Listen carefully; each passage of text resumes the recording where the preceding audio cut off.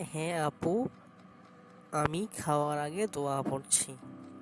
আল্লাহুম্মা বারিক লানা ফিমা রাযাকতানা ওয়া কিনা আযাবান নার।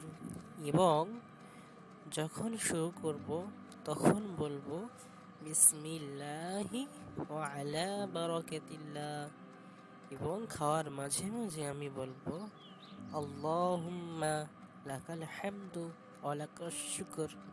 আর খাওয়া হয়ে গেলে বলবো আলহামদুলিল্লাহিল্লাযী আত'আমানা ওয়া সাকানা ওয়া জা'আলানা মুসলিমিন। তাই না? ঠিক বলেছি তো আমি? হ্যাঁ হ্যাঁ, তুমি ঠিক বলেছো। বলো।